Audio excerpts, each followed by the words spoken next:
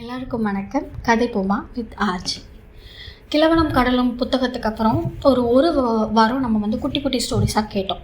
ஆனால் அடுத்த book choose பண்ணுறதுக்கு கொஞ்சம் டைம் நமக்கு எடுத்துச்சு. So now again we going to start reading book.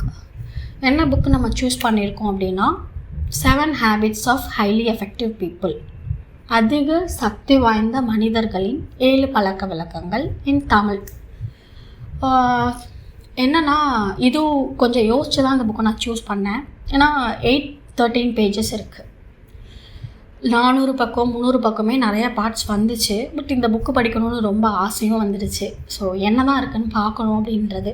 213 புக்குனால் என்ன, கூட ஒரு 10 பார்ட் இருந்தது, இப்போ ஒரு 30 பார்ட் பண்ண போகிறோம், அவ்வளோதான் வித்தியாசம்.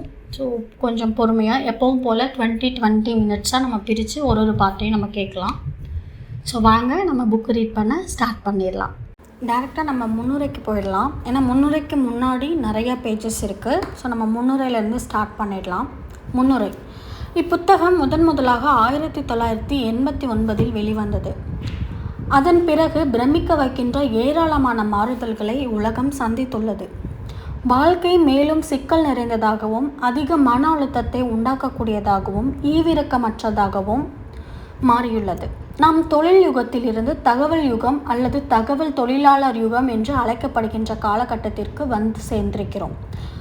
10-20 ஆண்டுகளுக்கு முன்பு நாம் நம்முடைய கற்பனையில் கூட நினைத்திராத பிரச்சனைகளையும் சவால்களையும் இன்று நம்முடைய தனிப்பட்ட வாழ்விலும் குடும்ப வாழ்விலும் நாம் பணிபுரியும் இடங்களிலும் நாம் எதிர்கொள்கிறோம். இம்மாற்றங்கள் அளவில் மட்டும் பெரிதாக இல்லை, அவை முற்றிலும் வேறு வகையை சேர்ந்தவையாகவும் உள்ளன. சமுதாயத்தின் எல்லா இடங்களிலும் பரவி இருக்கின்ற இம்மாற்றங்களின் காரணமாகவும் அதன் எதிரொலியாக இன்றைய உலகளாவிய டிஜிட்டல் சந்தையில் கேட்டுக்கொண்டிருக்கும் சலசலப்புகளின் காரணமாகவும் பலர் அடிக்கடி என்னிடம் ஒரு முக்கியமான கேள்வியை கேட்கின்றனர். அதிக ஆற்றல் வாய்ந்த மனிதர்களின் 7 பழக்கங்கள் இன்றும் பொருத்தமானவையாக இருப்பதாக நீங்கள் கருதுகிறீர்களா என்பதுதான் அக்கேள்வி. இன்னும் 10 வருடங்கள் 20 வருடங்கள் 50 வருடங்கள் அல்லது 100 வருடங்கள் கழித்து அவை பொருத்தமானவையாக இருக்குமா என்று கூட நீங்கள் கேட்கலாம். அதற்கு என்னுடைய பதில் இதுதான்: மாற்றங்கள் எவ்வளவு பெரிதாக உருவாகின்றனவோ, சவால்கள் எவ்வளவு கடினமானவையாக ஆகின்றனவோ அவ்வளவு இப்பழக்கங்களும் பொருத்தமானவையாக இருக்கும். இதற்கு என்ன காரணம்? நம்முடைய பிரச்சனைகளும் வலிகளும் உலகளாவியவை, அதிகரித்து கொண்டே இருப்பவை. அவற்றுக்கான தீர்வுகள் வரலாறு நெடுகிலும் நீடித்து நிலைத்திருந்த செழிப்பாக இயங்கிக் கொண்டிருந்த சமுதாயங்கள் அனைத்திலும் பொதுவாக காணப்பட்ட காலத்தால் அழியாத விளக்கம் எதுவும் தேவைப்படாத உலகளாவிய கொள்கைகளின் அடிப்படையிலேயே அமைந்துள்ளன. நானொன்றும் அவற்றை புதிதாக கண்டுபிடிக்கவில்லை, அவற்றுக்கு உரிமை கோரவும் இல்லை. நான் அவற்றை கண்டெடுத்து வரிசைப்படுத்தியுள்ளேன், அவ்வளவுதான். என் வாழ்வில் நான் கற்றறிந்த மற்றும் என் மீது ஆழ்ந்த தாக்கத்தை ஏற்படுத்திய விஷயங்களில் ஒன்று இது. நீங்கள் எதன் மீது மிக உயர்ந்த ஆள் விருப்பம் கொண்டிருக்கிறீர்களோ அதை நீங்கள் அடையவும் உங்களுடைய மிகப்பெரிய சவால்களை எதிர்த்து சமாளிக்கவும் நீங்கள் விரும்பினால், நீங்கள் பெற விரும்பும் தீர்வின் மீது தாக்கத்தை ஏற்படுத்துகின்ற இயற்கை விதியை கண்டறிந்து அதை நீங்கள் பயன்படுத்தி கொள்ள வேண்டும். அது பயன்படுத்தப்படுகின்ற விதம் நபருக்கு நபர் வெகுவாக வேறுபடலாம்.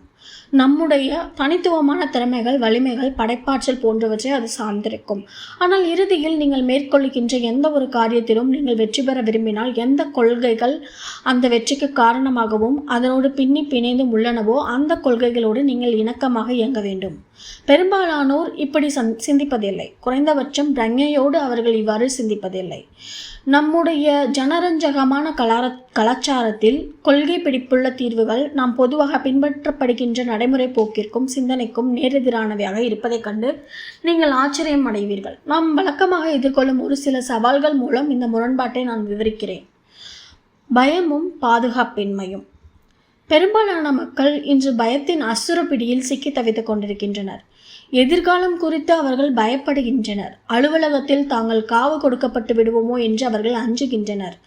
தங்களுக்கு வேலை போய்விடுமோ, தங்கள் குடும்பத்தை தங்களால் காப்பாற்ற முடியாமல் போய்விடுமோ என்று அவர்கள் எப்போதும் கவலைப்படுகின்றனர்.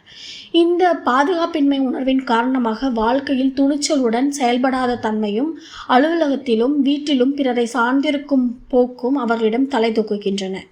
மென்மேலும் சுயசார்புடன் சுதந்திரமாக இருப்பதை இப்பிரச்சனைகளுக்கான தீர்வாக நம்முடைய கலாச்சாரம் பரிந்துரைக்கிறது. நான், என்னுடையது ஆகியவற்றின் மீது இனி நான் கவனம் செலுத்தப் போகிறேன். நான் என் வேலையை செய்வேன். அதை நான் செம்மையாக செய்வேன். என்னுடைய உண்மையான மகிழ்ச்சியை வேலைக்கு வெளியே நான் தேடிக்கொள்வேன். சுயசார்பு என்பது ஒரு முக்கியமான விஷயமாகவும் ஒரு இன்றியமையாத விழுமியாகவும் பெருமைமிக்க ஒன்றாகவும் ஆகிவிட்டது.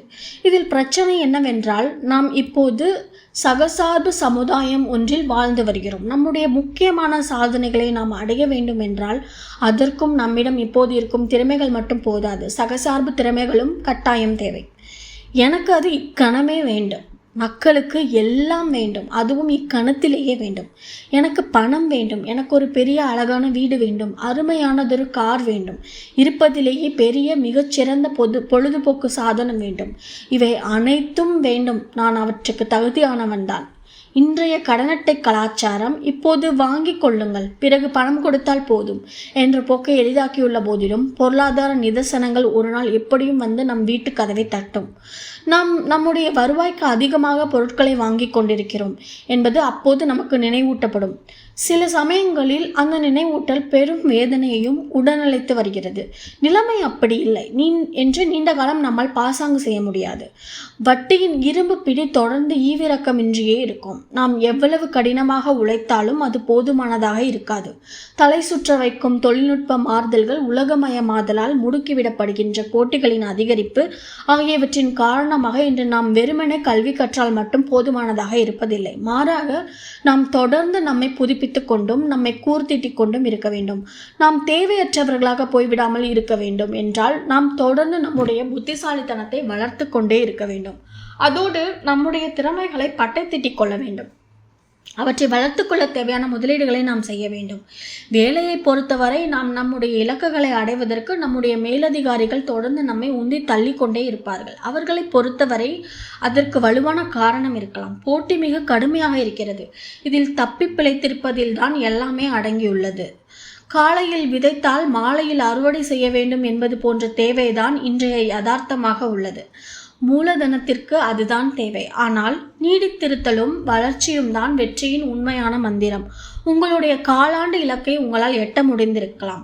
ஆனால் இன்றிலிருந்து 1 வருடம், 5 வருடம் அல்லது 10 வருடம் கழித்தும் நிலைத்திருக்கக்கூடிய வெற்றிக்கான முதலீட்டை நீங்கள் இப்போது செய்கிறீர்களா என்பதுதான் சரியான கேள்வி. நம்முடைய கலாச்சாரமும் சரி, வால் ஸ்ட்ரீட் பங்கு சந்தையும் சரி, எல்லாமே இன்றே நடந்தாக வேண்டும் என்று கூச்சலிடுகின்றன. ஆனால் இன்றைய தேவையின் கூத்துக்கு ஆடிக்கொண்டிருக்கும் போதே நாளைய வெற்றியை உருவாக்கக்கூடிய திறனில் முதலீடு செய்வதற்கான தேவையையும் நீங்கள் சமாளித்தாக வேண்டும். அதை உங்களால் தவிர்க்க முடியாது. இது உங்களுடைய ஆரோக்கியம், திருமணம், குடும்ப உறவுகள் மற்றும் சமூக உறவுகளுக்கும் பொருந்தும். பழி போடுதலும் பலிகடாவாக உணர்தலும். ஒருவர் ஒரு பிரச்சனையை எதிர்கொள்ளும் ஒவ்வொரு முறையும் அப்பிரச்சனைக்கு அவர் அடுத்தவர் மீது பழி போடுவதை நாம் பரவலாக காணலாம். என்னை ஒரு பலிகடாவாக ஆக்கிவிட்டீர்கள் என்று கூச்சல் போடும் பழக்கத்திற்கு இச்சமுதாயம் அடிமையாகிவிட்டது. என் மேலதிகாரி மட்டும் இப்படிப்பட்ட ஒரு முட்டாள்தனமான அடக்குமுறையாளனாக இல்லாதிருந்தால், நான் மட்டும் ஏழையாக பிறந்திருக்காவிட்டால், நான் மட்டும் ஒரு நல்ல இடத்தில் வாழ்ந்திருந்தால், நான் மட்டும் இந்த முன்கோப குணத்தை என் தந்தையிடமிருந்து பெற்றெடுக்காவிட்டால், என் குழந்தைகள் மட்டும் இவ்வளவு பிடிவாதக்காரர்களாக இல்லாதிருந்தால், அந்த துறை மட்டும் அனைத்து ஆர்டர்களையும் மோசமாக கையாளாமல் இருந்தால், பலவீனமடைந்து கொண்டிருக்கும் இத்துறையில் மட்டும் நான் இல்லாதிருந்தால், நம்முடைய மக்கள் மட்டும் இவ்வளவு சோம்பேறிகளாக இல்லாதிருந்தால், என் மனைவி மட்டும் இன்னும் கொஞ்சம் புரிந்து கொள்ளுபவளாக இருந்தால், இப்படி இருந்திருந்தால் அப்படி இருந்திருந்தால் நம்முடைய பிரச்சனைகளுக்கும் நெருக்கடிகளுக்கும் எல்லோரையும் மற்றும் எல்லாவற்றையும் குறை கூறுவது நம்முடைய பொதுவான பழக்கமாக இருக்கலாம்.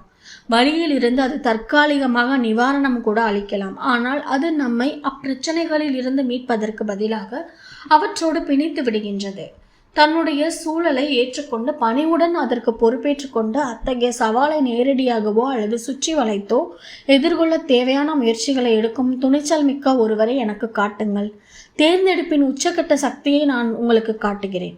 இயலாமை. பிறர் மீது பழி சுமத்துவதன் வெளிப்பாடுதான் இயலாமையும் ஏளனம் செய்வதும். நாம் நம்முடைய சூழலின் பலிகடாக்கள் என்று நாம் நம்புவதாலும், ஒவ்வொரு விளைவிற்கும் ஒரு காரணம் உண்டு என்று நாம் எண்ணுவதாலும் நம் உறுதி குலைகிறது.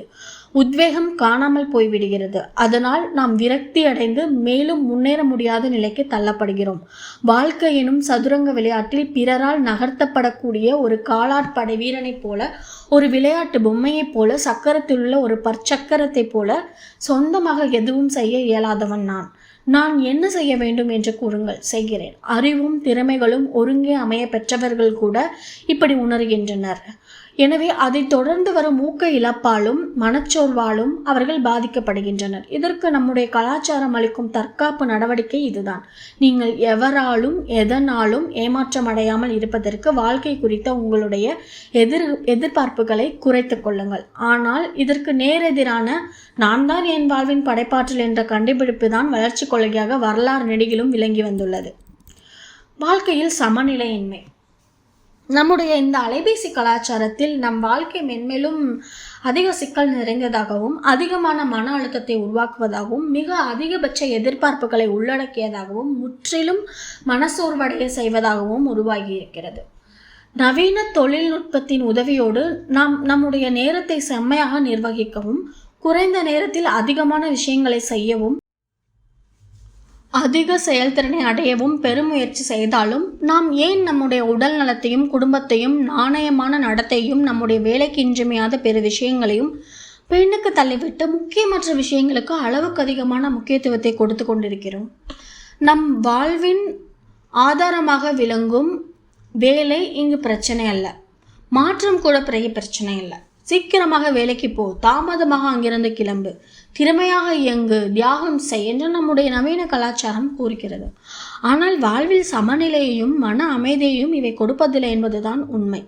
தங்களுடைய முன்னுரிமைகள் எவை என்று அறிந்திருந்து அவை குறித்து நாணயத்துடனும் ஒருமித்த கவனத்துடனும் இயங்குபவர்களுக்கே சமநிலையும் மன அமைதியும் வாய்க்கின்றன. இதில் எனக்கு என்ன இருக்கிறது?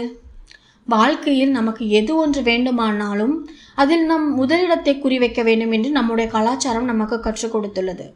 வாழ்க்கை என்பது ஒரு விளையாட்டு, ஒரு போட்டி, ஒரு பந்தயம். அதில் நீங்கள் எப்பாடுபட்டாவது வெற்றி பெற்றுவிட வேண்டும் என்று அது கூறுகிறது. சக மாணவர்கள், சக ஊழியர்கள், குடும்ப உறுப்பினர்கள் கூட போட்டியாளர்களாகவே கருதப்படுகின்றனர். அவர்கள் தொடர்ந்து அதிகமான வெற்றிகளை குவிக்கும் போது உங்களுடைய வெற்றி வாய்ப்புகள் கணிசமாக குறைகின்றன. நாம் பெருந்தன்மை மிக்கவர்களாக இருப்பது போலவும் அடுத்தவர்களின் வெற்றியில் மகிழ்ச்சி கொள்வது போல காட்டிக்கொண்டாலும் நம்மில் பெரும்பாலானோர் அடுத்தவர்கள் எதையாவது சாதிக்கும் போது மனதிற்குள் புழுங்கி தள்ளவே செய்கிறோம். மனிதகுல வரலாற்றில் நிகழ்த்தப்பட்டுள்ள மாபெரும் சாதனைகள் பலவும் தளராத ஊக்கத்துடன் இருந்த தனி மனிதர்களின் மன உறுதியால் தான் ஏற்பட்டுள்ளன என்றாலும் இன்றைய தகவல் தொழிலாளர் யுகத்தில் நாம் என்ற கலையில் கைதேர்ந்து விளங்குகின்றவர்களுக்குத்தான் மாபெரும் சந்தர்ப்பங்களும் சாதனை புரிவதற்கு கணக்கில் அடங்கா வாய்ப்புகளும் கிடைக்கின்றன. பரஸ்பர மரியாதையுடனும் பரஸ்பர நலனுக்காகவும் சுயநலமின்றி உழைக்கும் பரந்து விரிந்து மனத்தின் ஊடாகத்தான் உண்மையான மேன்மையை அடைய முடியும். புரிந்து கொள்ளப்பட வேண்டும் என்கிற தனியாத தாகம். தான் புரிந்து கொள்ளப்பட வேண்டும் என்ற தேவையை விட மேலான மனித தேவைகள் வெகு சிலவே உள்ளன. தாங்கள் கூறும் விஷயங்களை பிறர் கேட்க வேண்டும், அவர்கள் அவற்றை மதிக்க வேண்டும் என்ற தேவை மனிதர்களுக்கு முக்கியமானதாக இருக்கிறது. அடுத்தவர்களிடம் தங்கள் கருத்துக்களை தெளிவாக எடுத்து செல்லுகின்ற, அவர்களை தங்கள் கருத்துக்களுக்கு செவிசாய்க்க வைக்கின்ற வகையான கருத்து பரிமாற்றம் தான் தாக்கத்தை ஏற்படுத்துவதற்கான முக்கிய அம்சம் என்று பலர் நம்புகின்றனர். இதை பற்றி ஆழ்ந்து சிந்தித்து பாருங்கள். பொதுவாக ஒருவர் உங்களிடம் பேசிக்கொண்டிருக்கும் போது நீங்கள் அவர் கூறுவதை கவனமாக காது கொடுத்து கேட்பதற்கு பதிலாக அவருக்கு எப்படி பதிலளிப்பது என்பதன் மீது நீங்கள் கவனம் செலுத்தி கொண்டிருப்பீர்கள் இல்லையா? நீங்கள் தங்களுடைய தாக்கத்திற்கு ஆளாகியுள்ளீர்கள். தாங்கள் கூறுவதை நீங்கள் புரிந்து கொண்டு விட்டீர்கள். தங்கள் பேச்சை நீங்கள் உண்மையாகவும் ஆழமாகவும் காது கொடுத்து கேட்டீர்கள். நீங்கள் திறந்த மனத்துடன் இருக்கிறீர்கள் என்ற உணர்வு அவர்களுக்கு ஏற்படும் போதுதான் உண்மையான தாக்கம் வெளிப்படத் தொடங்குகிறது. புரிதலையும் தாக்கத்தையும் நம்முடைய கலாச்சாரம் பெரிதும் வலியுறுத்துகிறது. சில சமயங்களில் அது நம்மை கட்டாயப்படுத்தவும் செய்கிறது. ஆனால் கருத்து பரிமாற்றத்தில் ஈடுபட்டிருக்கும் இருவரில் யாரேனும் ஒருவராவது முதலில் ஆழமாக காது கொடுத்து கேட்க தங்களை தயார்படுத்திக் கொள்வதன் வாயிலாக பிறக்கின்ற பரஸ்பர புரிதல் தான் தாக்க கொள்கையை தூக்கி நிறுத்துகின்றன. முரண்பாடுகளும் வேறுபாடுகளும். மக்கள் தங்களுக்கிடையே ஏராளமான விஷயங்களை பகிர்ந்து கொள்ளுகின்றனர். எனினும் அவர்களுக்கிடையே மிக கடுமையான வேறுபாடுகள் நிலவுகின்றன. அவர்கள் ஒவ்வொருவரும் வித்தியாசமாக சிந்திக்கின்றனர். சில சமயங்களில் அவர்களிடம் எதிரும் புதிருமான விழுமியங்களும் நோக்கங்களும் இருக்கின்றன. இத்தகைய வேறுபாடுகளின் காரணமாக இயல்பாகவே முரண்பாடுகள் தலை தூக்குகின்றன. வேறுபாடுகளையும் முரண்பாடுகளையும் களைவதற்கு போட்டியை ஊக்குவிக்கும் அணுகுமுறையை இச்சமுதாயம் வலியுறுத்துகிறது. எவ்வளவு முடியுமோ அவ்வளவு வெல்ல வேண்டும் என்பதில் கவனத்தை குவிக்க அது நம்மை தூண்டுகிறது. கருத்து வேறுபாட்டில் ஈடுபட்டுள்ள இருவரும் தத்தம் நிலைகளிலிருந்து இறங்கி வந்து இருவரும் ஒப்புக்கொள்ளுகின்ற ஒரு நடுநிலையை அடைகின்ற விதத்தில் எட்டப்படும் சமரச தீர்வின் மூலமாக நிறைய பயன் விளைந்தாலும் அதில் சம்பந்தப்பட்டுள்ள இருவருக்குமே உண்மையான திருப்தி கிடைப்பதில்லை. அவர்கள் இருவராலும் நினைத்து பார்த்திட முடியாத அற்புதமான தீர்வுகளை உருவாக்கி தரக்கூடிய ஆக்கப்பூர்வமான கூட்டுறவை அவர்கள் பயன்படுத்த தவறுவது என்ன ஒரு விரயம். தனிப்பட்ட தேக்கம். மனித இயல்பானது உடல், மனம், இதயம், ஆன்மா ஆகிய 4 பரிணாமங்களை கொண்டுள்ளது. கீழே குறிப்பிட்டுள்ள இருவிதமான அணுகுமுறையில் உள்ள வேறுபாடுகளையும் பயன்களையும் இப்போது பார்க்கலாம். உடல். கலாச்சார ரீதியான போக்கு. வாழ்க்கை முறையை பராமரித்தல். உடற்பிணிகளை மருந்துகள் மற்றும் அறுவை சிகிச்சைகள் மூலம் குணமாக்குதல். கொள்கை ரீதியான போக்கு. ஆரோக்கியம் குறித்து உலக அளவில் ஏற்றுக்கொள்ளப்பட்டுள்ள கொள்கைகளுக்கு இசைவாக வாழ்க்கை முறையை அமைத்து கொள்ளுவதன் மூலம் நோய்கள் அண்டாதபடி பார்த்து கொள்ளுதல். மனம். கலாச்சார ரீதியான போக்கு. தொலைக்காட்சி நிகழ்ச்சிகளை பார்த்தல், கேளிக்கைகளுக்கு முன்னுரிமை கொடுத்தல். கொள்கை ரீதியான போக்கு. பல வகைப்பட்ட விஷயங்களை பற்றி விரிவாகவும் ஆழமாகவும் படித்தல், அறிவை தொடர்ந்து வளர்த்து கொள்ளுதல். இதயம். கலாச்சார ரீதியான போக்கு. உங்களுடைய சுயநல நோக்கங்களை நிறைவேற்றுவதற்காக பிறருடனான உறவுகளை பயன்படுத்தி கொள்ளுதல். கொள்கை ரீதியான போக்கு. மற்றவர்கள் பேசும்போது மரியாதையுடன் கவனமாக கேட்பதன் மூலமாகவும் அடுத்தவர்களுக்கு சேவை புரிவதன் மூலமாகவும் மனநிறைவையும் மகிழ்ச்சியையும் அடைதல். ஆன்மா. கலாச்சார ரீதியான போக்கு. அதிகரித்து கொண்டிருக்கும் மத சார்பின்மைக்கும் மக்கள் மீதான நம்பிக்கையின்மைக்கும் பலியாதல்.